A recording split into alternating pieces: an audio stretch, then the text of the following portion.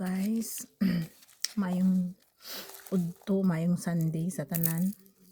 Ah, bago pa jud guys, mga morning at alas 9 alas 10 sad news guys ba.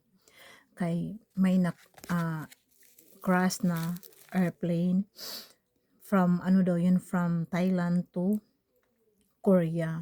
Pero hindi siya paano siya papunta siya ng hindi siya para pa Incheon siya magla-landing kasi dito sa Korea kasi maraming airport na ba, international airport. Ang pangalan, ang name ng airplane is Jeju airplane. Kaya pala pagtingin namin sa news ngayong morning, busy na ang mga news mga news ba kasi mga puro na mga ano, parang dalawa lang at ang buhay guys ba. Kasi 100 plus daw yung sakay ng airplane. So ngayon yung airplane na yun daw is paano na siya ba? Kung tawag patugpa na siya, pababa na siya kay mutugpa na siya. Bigla daw na imisulod nga langgam ba sa kanagaling sa bad sa airplane. So ngayon pag ano daw siguro nahirap na nalisdan ang pilot pag ano ba control. So gibangga niya sa murag na bungtod-bungtod ba murag chocolate hills na mga bungtod-bungtod. Gibangga niya dito pagbangga guys no. As in yung buto, tumoy na lang talaga sa kanang tumoy sa airplane ang nakita. Kaya sad news ngayong araw na yun na may na-accident na airplane ba. Kaya mag-ingat po tayo guys. Lalo na pag December magbiyahe. Pero depende kasi yun 'di ba sa atin. Yun na talaga ang yun na talaga ang ano na hanggang yun ganyan, hanggang doon lang talaga sila. Kasi siyempre tao naman tao lang tayo na natatakot 'di ba? Kaya minsan sabi ng nanay ko na hindi daw magwanda magbiyahe ng December, ng mga last month of the year, hindi daw maganda yun. Pero siguro hindi naman lahat, 'di ba? Kasi may mga iba na nagbiyahe ng December, okay naman, safe and sound naman ang pagbiyahe nila. Excuse me.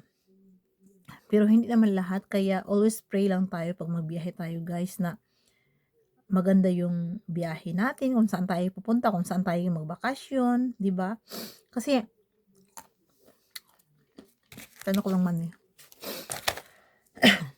Kasi hindi natin alam ang panahon ba, hindi natin alam ang pagbiyahe natin.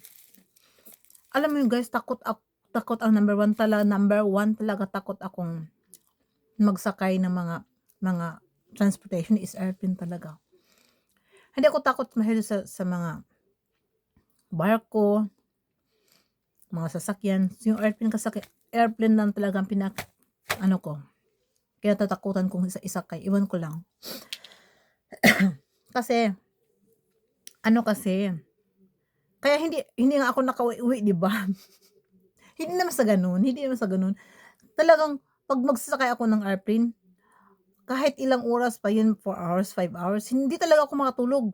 Ang ginagawa ko palagi talaga akong nagpe-pray hanggang makarating kami. Yung iba nakita ko katabi ko, as in grabe yung tulog nila, pero ako hindi ako tulog. Palagi ako nagpe-pray talaga nga maganda yung paglanding namin. Kasi isipin niyo guys, sa taas nung kasi yung airplane kasi once ma-accident, murag 1% to percent na talaga ang may mabuhay. Lahat, kahit po 200 kayo sa loob ng airplane, lahat kayo talaga is wala talagang mabuhay. Kaya mas mabuti pang sa dagat kasi kung marunong kang lumangoy, makalangoy ka, 'di ba? Kaya talagang ang number one talaga na takot akong sasakay airplane lang talaga. Yan talaga ang ano ko. Kaya how much more pa kung malayo yung biyahe mo, mga 13 hours, Ginoo ko, Diyos ko, hindi ko na kaya yan. Kaya kahit 4 hours lang hanggang sa amin sa Pinas, takot to talaga ako as in. Kaya pag magsakay ako ng airplane, hindi mo talaga ako makikita na naghahagok, natutulog, wala. Whole day talaga akong nag-grocery at nagpe-pray hanggang nakarating kami. Iwan ko lang. Kasi ako ganyan talaga ako. Kaya keep safe tayo ba? Always pray lang tayo kung saan tayo magpunta kasi delikadong panahon ba.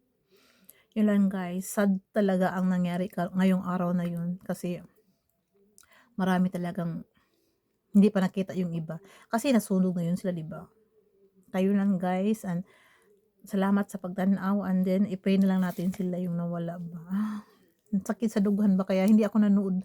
'Pag manood ako ng news hindi ko talaga i-focus yung panonood ko, parang kasi masakit sa dibdib ba. Yun lang guys, bye-bye.